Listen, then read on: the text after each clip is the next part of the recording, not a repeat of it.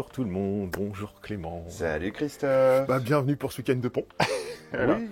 Petite semaine un petit peu particulière, parce que je savais que j'avais pas, en termes de livraison, ça va être un petit peu compliqué, malgré qu'on aille à peu près un tour reçu, ça c'est cool quand même, donc on va faire une belle vidéo de présentation quand même. C'est l'occasion, on va dire tiens, un petit coup de propre dans le magasin, de raménager un petit peu tout ça. Je dis tiens, c'est l'occasion de la vidéo aussi de vous présenter un petit peu le raménagement léger, mais subtil, mais efficace, on va dire ça comme ça. Et comme ça, ceux qui ne connaissent pas, ils vont voir le magasin. Voilà, la boutique, tout à fait. Bon, on va commencer par une petite présentation, puis après on attaque comme ça, c'est parti. Le coin, là il y avait toujours des totems, il y avait toujours des trucs. Vrai, hein. Et ça obscure et tout. Alors c'est le coin sympa, c'est le coin d'Airbook et le beau livre, etc. Je vais faire quelques plans. Tu regardes cette scène qui vient d'arriver. L'eau Poutin, c'est super. C'est des super artbooks. Super joli. Qui claquent. C'est vrai qu'on les passe pas souvent en vidéo parce que souvent c'est un peu encombré par là. C'est vrai. Et c'est un peu dommage. Donc déjà plus de totem. Coup de propre. Parce qu'on a changé un petit peu par là. En fait, on a délocalisé la jeunesse. Oui. On a remis là. Parce qu'en fait, au début c'était bien, mais après c'était encombré entre le manga, la BD et puis c'était un peu le bordel à ranger. Et donc. Puis c'est plus cohérent, nouveauté jeunesse. Tout est là. Tout est là. C'est plus sympa pour ranger, puis c'est plus pour prendre de la casse, c'est plus sympa. Bref, c'est cohérent, voilà. Ce qui était là, c'était DC. On passe par là. Et là, on a refait tout le coin comics. Ils ont tous atterri ici, sous les nouveautés comics. Je te ferai plus après, mais même, tu vois, les coins vaillants, les Star Wars sont partis par là, les gros volumes. Yes. On a fait gros coup de propre dans tout ce qui est Marvel par là. Et puis, forcément... Comme d'habitude, toutes les nouveautés. Puis là, le gros coin d'essai. Voilà. Donc ça fait un gros coup de propre par là aussi. J'ai envie de profiter. Qu'est-ce que j'ai fait? J'ai retaqué un peu le rangement des rayons BD. Je te laisse faire un point quand même. J'ai fait un bout d'inventaire. Maintenant, on va essayer de compléter quelques trous. Quelques trucs en rangeant que j'ai vu qui me manquaient, qui étaient des bons classiques.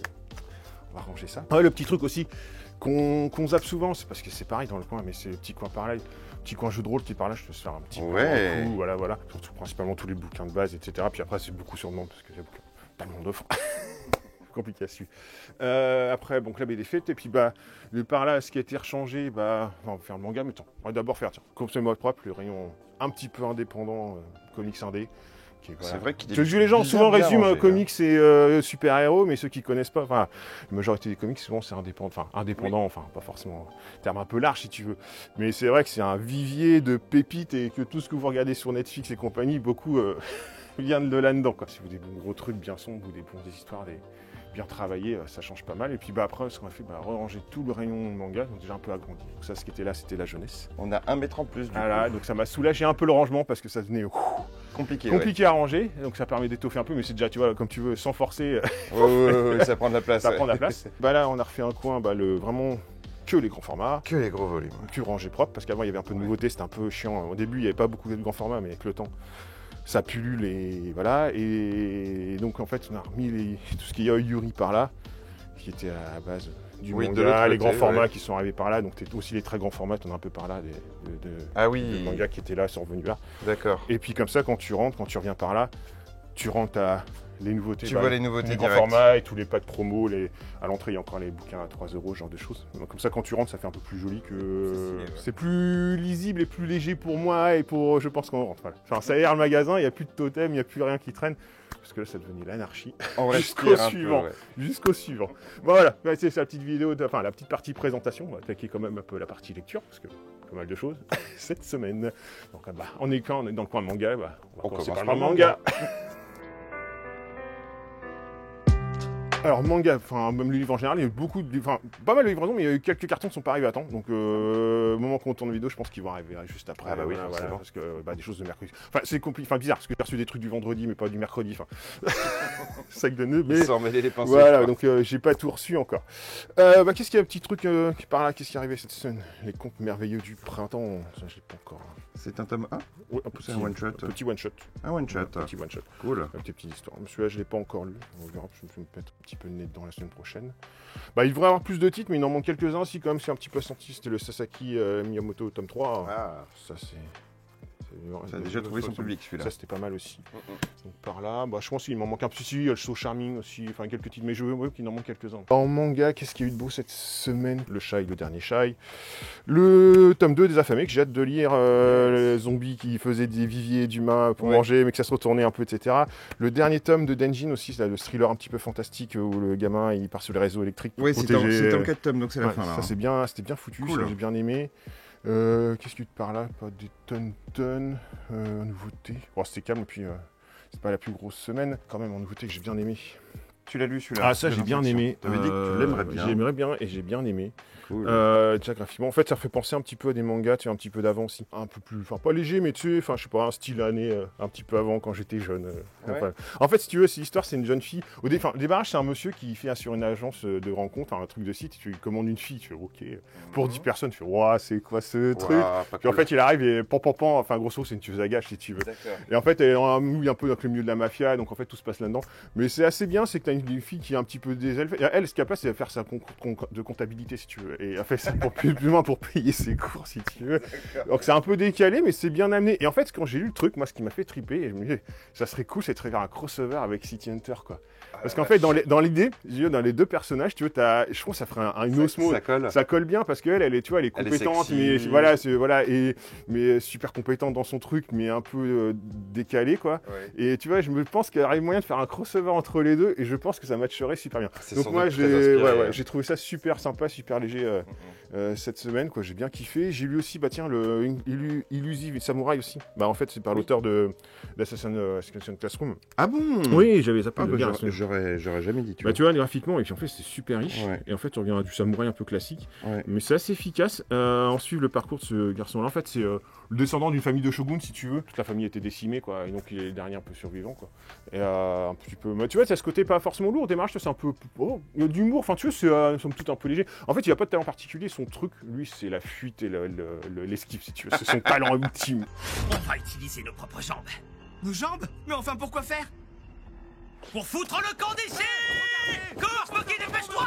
Et à ce moment-là, il y a une sorte de prêtre shintoïste, tu sais, qui arrive et qui vient pour essayer de l'aider pour pas qu'il se fasse tuer un peu par les gens. Enfin, l'encadrer un peu, plus ou moins, on va dire ça comme ça. Mais lui, il sait pas trop si c'est bien et le mal. Et puis, il n'a pas forcément envie. Enfin bref, tu vois aussi une petite péripétie comme ça, jusqu'à temps, voilà, il se passe des choses. Déjà, ils vont retrouver peut-être aussi quelqu'un qui a mouillé dans un des clans, dans le meurtre, dans l'assassinat de toute sa famille. Et donc, tu as comment des combats, tu as de l'humour. Enfin, franchement, c'est bien travaillé. Niveau dessin, c'est assez riche, c'est plus riche que du Assassin's Classroom. Tu sens, il y a pas tout à fait le même style. Mais ouais, c'est bien amené. Ça se lit bien, quoi. Du bon samouraï sympa. Cool. C'est agréable. Ouais, franchement, bien agréable. On connaît le talent du mangaka à créer une histoire qui embarque les gens. Moi, franchement, j'ai trouvé ça agréable. Enfin, franchement, sympa, quoi. Si je reviens par là, attends, je vais dans les grands formats, parce que comme j'ai oublié le truc de ouf qui est sorti. Bah oui, vu que ça a changé d'endroit. Ah ouais, là, j'ai plus mes repères. Les rééditions des Évangélion. Là, pour le coup, on revient vraiment à du qualitatif en termes de... Oui. Il n'y a pas des pages en double. Voilà, puis même ce papier, il n'est pas glacé, mais tu vois, c'était vraiment de qualité. Ouais. Et qu'est-ce que ça m'a fait du bien de aller lire. En fait, je vais pas dire. En fait, quand tu as lu ça, tu as fait, mais. Enfin, si ça sortirait maintenant, ça marcherait autant, quoi. Ouais. Et tu dis, mais il y a ça à 30 ans, enfin.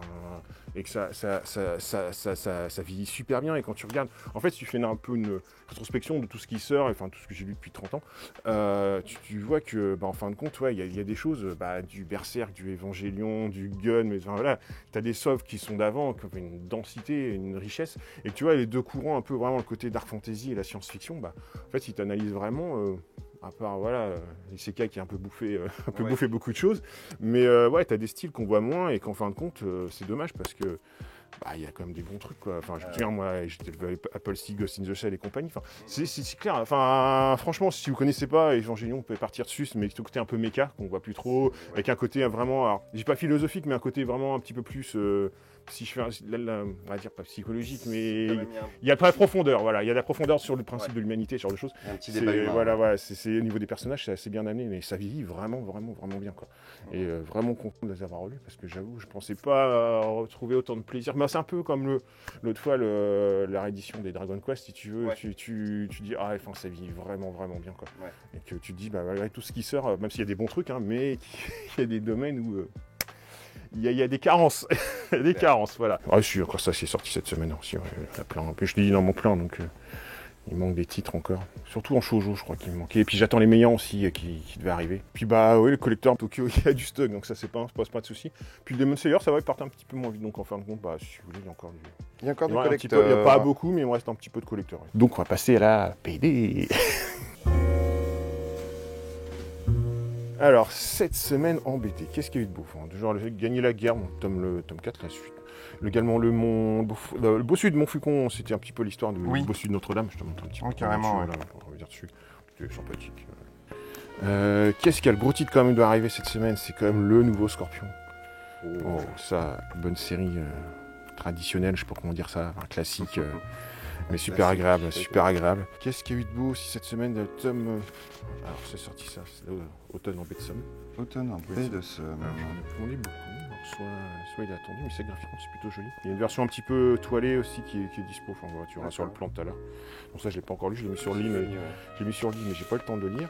L'autre truc qui m'a un peu scotché cette semaine, c'est que je voulais lire. J'avoue que la couverture m'a attiré l'œil, mais graphiquement perdu. Alors je vais juste te montrer 2-3 pages au démarrage, parce qu'après en fait je vais pas spoiler, parce qu'il se passe un truc, tu vas pas te le. Mais graphiquement, tu vois, c'est super joli. Ah ouais. Et en fait, t'as un univers, et je vais pas te montrer plus trop que ça, parce qu'après, il va se passer un petit truc et je vais pas le montrer trop. C'est une petite one-shot, un peu. Enfin, grosso modo, ça fait longtemps que je n'ai pas lu quelque chose en BD comme ça. Ce côté. En fait, c'est une BD horrifique, si tu veux. Vraiment un conte horrifique. T'as ce côté un peu. Voilà. C'est des gamins, en fait, ça se passe au niveau de la Seconde Guerre mondiale, et en fait, ils récupèrent Première Guerre mondiale, ils se baladent et puis essayent de récupérer quelqu'un, pour le sauver, quoi. Tu dis, bon, tiens, ils vont le sauver, donc on l'emmener en pensionnat. Et en fait, ils sont plus que 3 gamins, et tout le monde est. Il n'y a plus rien, quoi. Ouais. Et la personne un peu chelou, un peu surprise de ça, qu'il y a encore un orphelinat, etc. Et en fait, ils vont l'aider. Et en fait, à ce moment-là, il se passe quelque chose et tu te rends compte que c'est plus l'orphelinat de la terreur ou de l'horreur, si tu veux. Mais pas forcément, c'est pas un film d'horreur, si tu veux, en soi, mais il se passe quelque chose. Et tu vois, là, tu vois la couverture, pour pas te tromper, mais avec les poupées, etc. Donc, tu as un conte terrifique, c'est en one-shot, très bien dessiné, original, parce que ça fait longtemps que j'ai pas lu quelque chose comme ça en BD, à ce côté-là. Ça fait penser à vraiment des films horrifiques un peu, un petit peu avant les 90, je sais pas trop. J'ai pas de repère comme ça qui me vient en tête. Enfin, c'est pas que c'est sanglant, c'est juste un peu angoissant et un peu horrifique si tu veux. Mais c'est vraiment le conte, c'est comme un conte imaginaire si tu veux, mais là, côté un peu obscur, tu vois, dans les personnages qui sont ces 3 gamins, pourquoi ils vont chercher des humains, et tu vois, il y a le 3e qui est là, qui chapeaute un peu tout et qui a besoin d'une sorte d'un quota d'humains si tu veux. Mais voilà, c'est assez. Moi, ça m'a fait du bien de regarder quelque chose comme ça en BD, parce que tu vois, souvent on est dans le même style, soit réaliste, soit fantasy, etc. Mais c'est vrai qu'en horreur, pour le coup, c'est pas souvent. Ouais. Et on le retrouve justement dans les comics, on va en parler après, etc. Mais en BD, c'est pas souvent en fin de compte. Et c'est vrai que la mode du roman graphique et tout ça concilie pas, et que ça revient des choses plutôt tranches de vie traditionnelles, études, sur des parties, une vision de notre époque, si tu veux, souvent, généralement, où on reste dans de la fantasy. Mais c'est vrai qu'horrifique, c'est assez rare, quoi. Donc j'ai bien apprécié. Et puis en plus, c'est un one shot, donc voilà. Donc sympa, sympathique.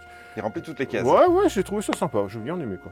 En dessous, moi je suis toujours les Daniel Mangang. Hop là, je te dis donc, hop là. J'ai pas le nom, ouais. Sprague. Avec de Rodolphe. Ok. Qui est pas un inconnu. Mais lui, j'ai pas eu le temps de le lire. Encore quelque chose d'onirique. Mais plutôt bien. Ouais, tu sens un univers qui est encore bien riche, et chez eux, c'est souvent le cas, donc rarement déçu dans ce qui sort chez eux. Donc ça, je suis sans doute pour ce week-end. De bonnes sorties. Voilà. Qu'est-ce qu'il y a eu le goût du sang, l'édition un petit peu toilette que je te disais de Automne. Voilà, Automne, pour ceux qui aiment pas un petit peu les tirages un peu spécifiques. Qu'est-ce qu'il y a en roman graphique? Alors j'ai eu 2-3 trucs que j'ai bien aimé. Il manque, lui par contre j'ai posé partie directe, c'est l'histoire de la France vue de façon du peuple. La tome 2 qui est sorti, le premier c'était le médiéval. Là c'était un peu des gueules noires aux gilets jaunes, donc un peu plus notre période moderne. Mais ouais, en fait, victime de son succès, il a à peine posé, celui-là il était parti direct. Petit truc intriguant quand même, le Under Us. Couverture un peu intrigante, mais emballée. Malheureusement. Voilà, pour le coup. Qu'est-ce que j'ai un truc. Si, le petit coup de carte cette semaine, tiens, avec manga, il y a eu la petite violence, la petite tueuse à gages, mais celui-là j'ai bien aimé en BD, avec le roman d'or, j'ai bien aimé, c'est Serminique. Et là on change d'autant de style. Et j'ai bien aimé, en fait, on va revisiter. C'est par l'auteur d'Oasis. Voilà. Et c'est l'auteur, en fait, c'est un jeune français si tu veux, et en fait il décide de tout plaquer pour aller vivre au Groenland. Et mais tout le monde le prend pour un fou si tu veux, et il va là-bas. Et donc graphiquement, j'aime bien, c'est tout simple, c'est une sorte de carnet de voyage. Et je l'ai enquillé direct parce que tu découvres un pays que tu connais pas forcément, à part des reportages. Ouais, et tu vas voir un petit peu, il va être retracé toute la vie, comment il s'est intégré, mais également comment tu passes toute la vie là-bas, quoi, et qu'il a fait sa vie là-bas. Et aussi, dans l'air du temps, tout l'impact humain, le changement de tout ce qu'on a apporté, parce qu'en fait tu vas te rendre compte qu'il y a plein de choses. Alors le petit côté sympa, c'est que tu vois, il fait parler des animaux, parce que tu vois, les chiens ou les corbeaux, ça rajoute une petite touche, de légèreté. Alors c'est pas un truc lourd, hein, mais ça rajoute une petite touche de légèreté avec les animaux, ça les rend un peu plus, ça rend la situation un peu plus cocasse, parce qu'il y a des situations qui pourraient être un peu dramatiques, mais là ça les rend vachement cocasses. Mais j'ai bien aimé, c'est très bien moi j'ai bien retranscrit, qui va te montrer un peu comment on vit là-bas, c'est une culture tellement différente, quoi. comment s'intègre et vit. Mais ce qui est bien, c'est que tu vois, c'est vraiment l'évolution. Moi, des choses comme la notion de couple là-bas est super importante, tu vois. Ils sont déjà pas beaucoup en soi, mais la notion de communauté et de couple est hyper importante. Et que, grosso modo, les divorces là-bas, ils connaissent pas, si tu veux. Et tu vis en couple. Et grosso modo, on va dire, à notre époque, chez nous, on verrait ça d'une façon très... pas misogyne mais rétrograde, de dire l'homme il va chasser et la femme elle est à la maison, s'occupe des enfants et puis elle attend les pots.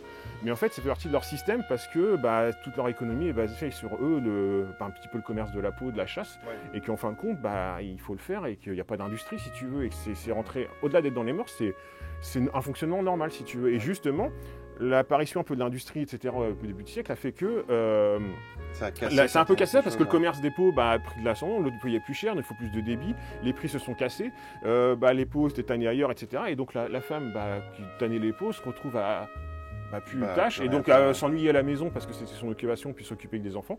Et de là, par exemple, le cas de figure de ce jeune homme-là, ça a conduit à un divorce dans sa famille, dans son couple, alors que techniquement, ça se fait pas forcément. Tu vois, et tu vois, tout ça, c'est comment un balbutiement d'évolution ailleurs. Eux, ils auraient, je pense, pu vivre autonomes, tu vois, sur leur île, on va dire, je parle indéfiniment, mais il y a des centaines d'années sans changer de culture et de mœurs. Et nous, tu vois, on a évolué très vite. Et l'impact qu'on peut avoir, nous, sur des populations comme ça, donc ça peut être les choses dans le Groenland, mais on pourrait faire la même chose, je pense, avec les papous, enfin tu veux, je veux dire, mais c'est intéressant de voir ça et de voir comment tu vis la notion, la chasse, ce genre de choses, enfin tu vois, comment les animaux, le rapport avec les animaux, tu vois, par exemple, nous, les animaux, un chien, c'est un animal de compagnie, quoi, et tu veux, lui, là-bas, quand il arrive un chien, c'est un chien de traîneau, quoi, c'est pas un outil, mais si tu veux, il le respecte, les animaux, c'est pas le souci, mais il est important dans la chaîne de travail, si tu veux, et par exemple, à un moment donné, lui, par exemple, il y a un chien, il l'éduque un peu, puis il fait des caresses, si tu veux, mais c'est pas dans la même culture, si tu veux. Tu vois, ça amène des choses. En fait, ça permet d'avoir une vision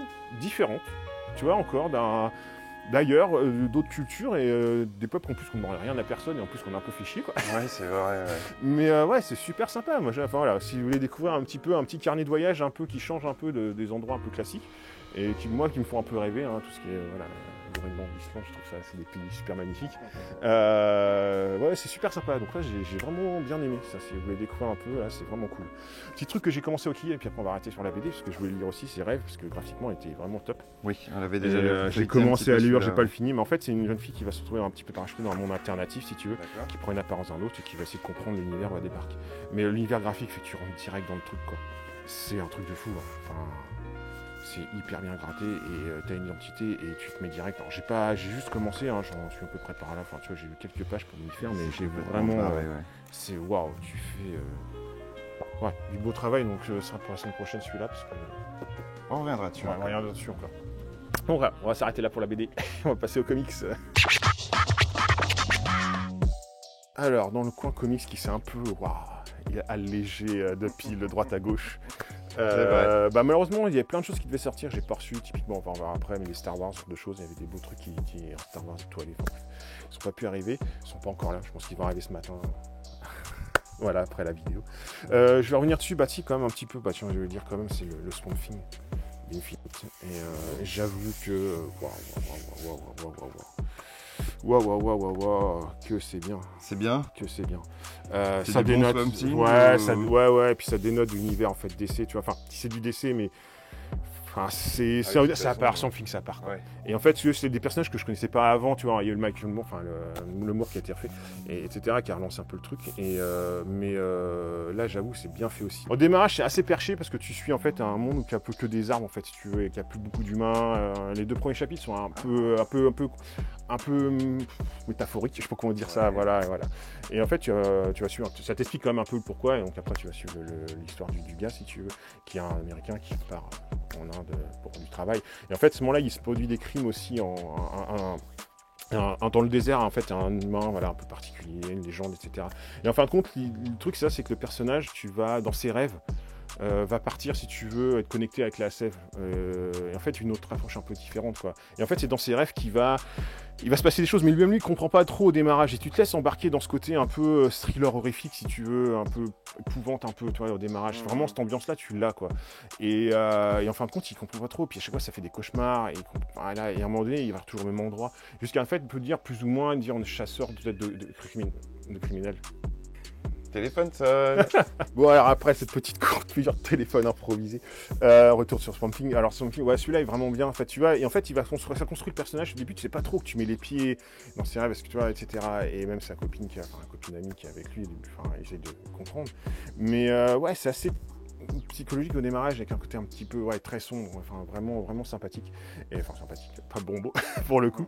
Mais en fait il va à un moment donné se retrouver happé dans une sorte de le monde de la SF, si tu veux, ce monde alternatif. Et c'est là que les connexions avec DC se mettent en place un petit peu, typiquement avec le personnage qui colle carrément au truc, pour le coup Poison Ivy si tu veux, le monde alternatif. Et qu'en fin de compte, le monde de la SF, si tu veux, commence à être un peu contaminé, corrompu. Et est-ce que tu veux la bienveillance qu'il pourrait y avoir en fonction des humains et se perd un peu parce que les humains, tu vois, peut-être qu'ils foutent un peu la merde, etc. Tu vois, t'as un peu de profondeur et après tu vas suivre l'histoire et voilà, t'as l'univers DC qui va se mettre en place. Mais j'ai bien aimé, ça change de l'univers un peu DC classique et ce serait cool que les gens accrochent, parce que c'est un univers, et que c'est poignant. C'est assez, c'est vraiment bien foutu, Vivement qu'il rencontre Constantine. Je sais pas si... Ouais. Pour le coup, par là, qu'est-ce qu'il y a eu de beau? Une plot... Si, on n'a pas vu la semaine dernière, c'est Radiant Black aussi. Shadow Planet, que j'ai reçu comme à temps.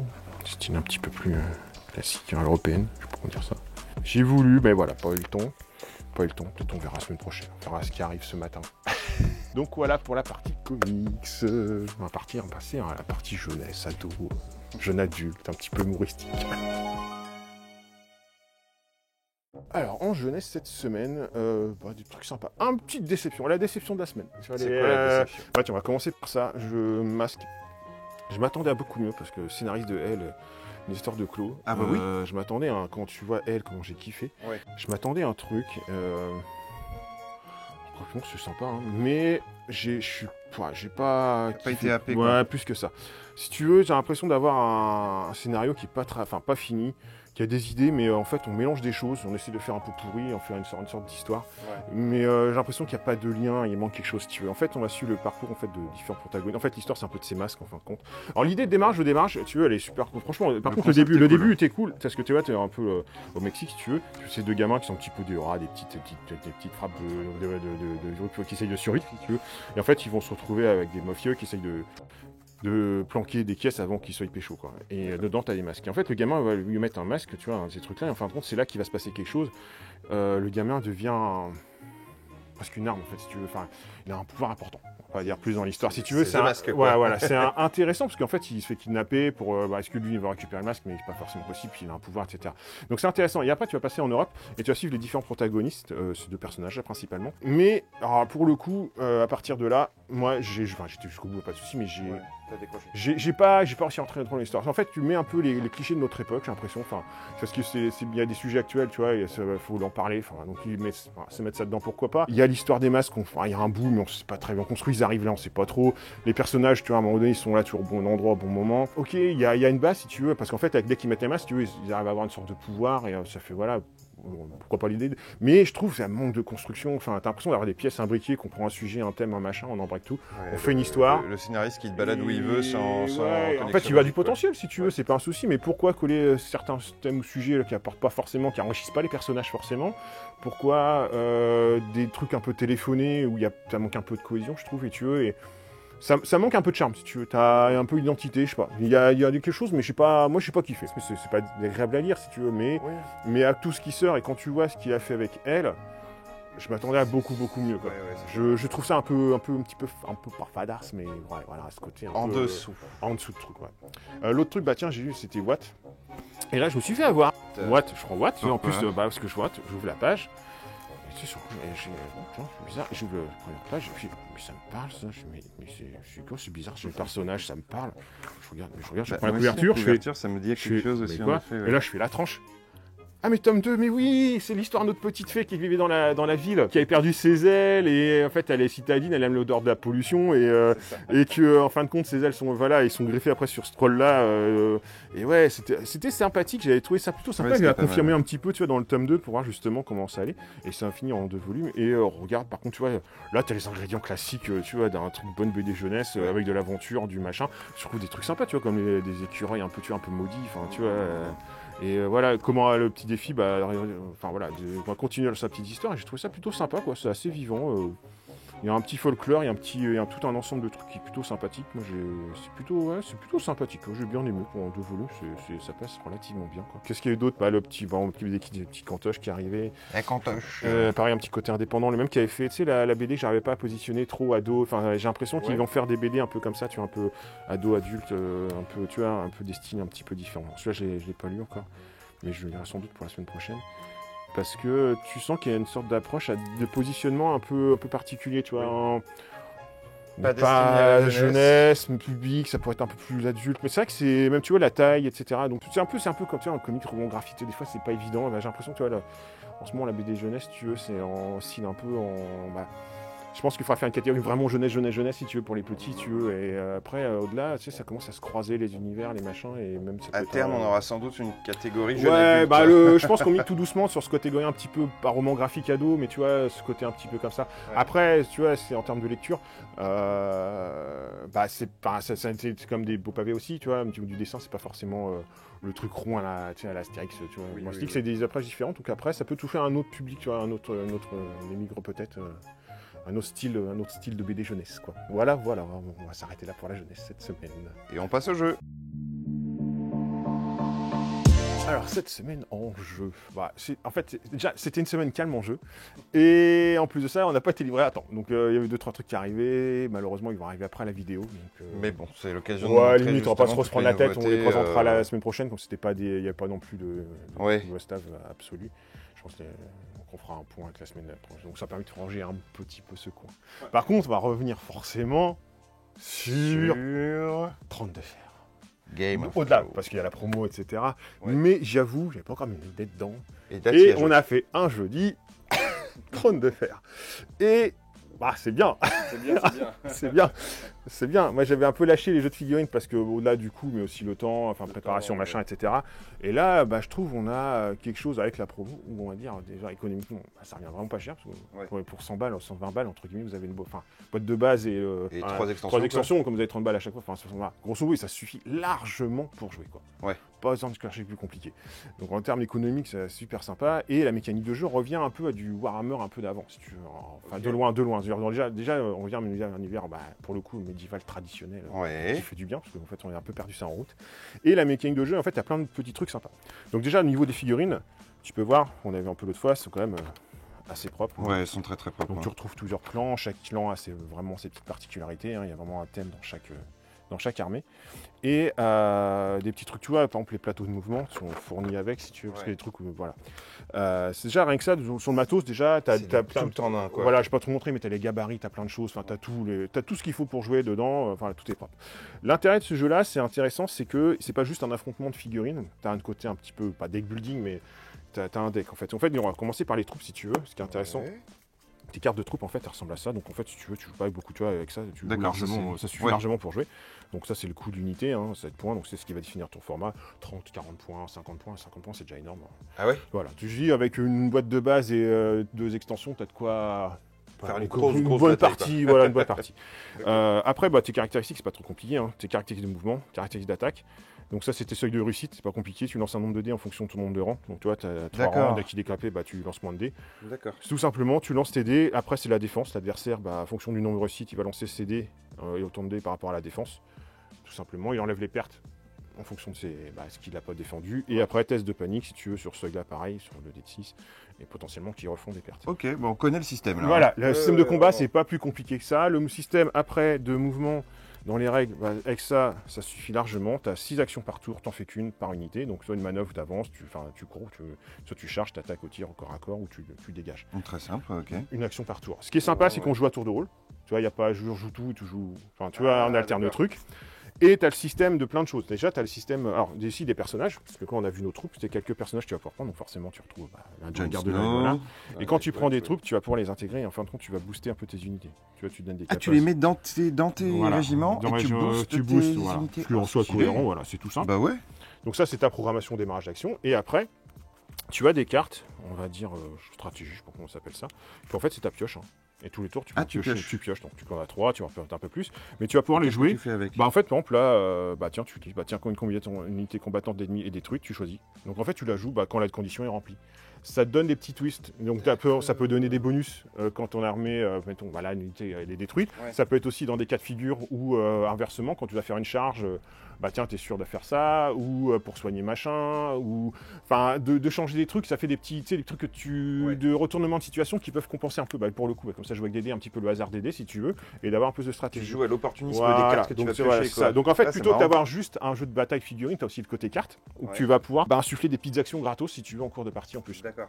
Et en plus, comme on joue à tour de rôle, tu vois, au niveau de la programmation, réfléchir, attends, si je joue ça, mes activations de celui-là avant, etc. Moi j'adore ce genre de mécanique où c'est pas du tout pour un. J'aime bien. Et après, le truc intéressant, c'est que tu as des unités joueuses, les guerriers, et tu as des unités qu'on va avoir sur ce plateau-là, le plateau stratégie. Et en fait, tu vas pouvoir les miser. Et en fin de compte, quand mettons. Les guerriers de l'ombre, c'est ça. Bah, c'est des personnages qui sont pas forcément joueurs. Ah bah c'est Game of Thrones. Et voilà, ton action, tu as de pouvoir les positionner quelque part. Et quand tu le fais, tu vas pouvoir faire l'action qui est ici. C'est trop bien. Et qui donne un petit bonus, bah, comme là, tu veux, bah, là, une unité peut effectuer une action différente d'attaque en plus. Mais une fois que la place est prise, la place est prise. Tu vois. Et ces personnages-là, tu peux en mettre ou pas. Enfin, pour en mettre, c'est un coup en point quand tu achètes ton unité, donc tu peux en prendre un ou deux si tu veux, donc tu pourras prendre plus de choses. Et ça te donne des bonus. Et eux-mêmes, ces personnages-là, sur leur carte, ont des petites capacités, selon où ils sont, des fois, peuvent faire des effets en plus, etc. sur tes unités. C'est trop bien. Donc en fait, en termes de programmation, c'est assez intéressant. Tu vois, tu as un peu de programmation d'action, un petit peu de deck légèrement. C'est assez léger. Hein. Bah, voilà, c'est pas des tonnes de cartes, mais c'est assez sympathique à jouer, ce qui fait que ça fait un peu de rebondissement, quoi. Et c'est assez sympathique. C'est un truc dingue, hein. Tu vois, par exemple, chaque faction a ses dés, mais avec ses propres dés, c'est fourni dedans. Tu vois, c'est pas des achats à part, etc. Non, c'est assez bien foutu. J'avoue qu'on a fait pas mal de parties.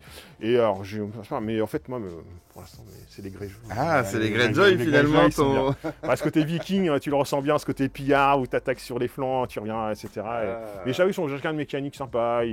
Les styles sont bien. Enfin, franchement, j'ai pas trop osé au démarche. Enfin, quand il était sorti, ça avait un peu merdé, on va dire, en termes de stock. Après, le Covid est passé, etc. Et là, j'avoue qu'ils remettent plus bien. Mais j'avoue que, c'est sympa à jouer. C'était une partie, une fois que tu maîtrises un peu, c'est une petite heure, quoi. Tu vois, une heure et demie, tu as fait une partie sans problème. C'est assez sympa à jouer. Pas de défaut, en fait, pas de défaut. Je suis content de. Donc j'ai un peu craqué mon slip. Ouais, je vois ça. C'était pas prévu. J'en ai pas tout vu. T'as pas tout vu. Voilà. J'en ai sous le coude derrière encore. Là. Ok. Donc t'as prévu d'en recommander du coup? Ouais, genre le stock qui va arriver ce matin encore. Il y avait une grosse vague cette semaine, une autre grosse vague la semaine prochaine.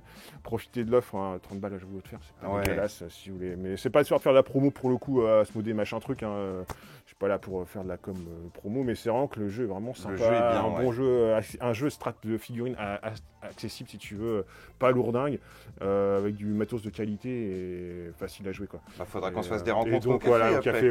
C'est pour ça aussi que j'en prends plein. C'est pas pour plaisir, mais aussi comme ça pour faire l'initiation à côté, pour même faire des parties à 4. Enfin voilà, des trucs un peu plus poussés. Donc voilà, je vais investir maintenant. Faut la partie peinture.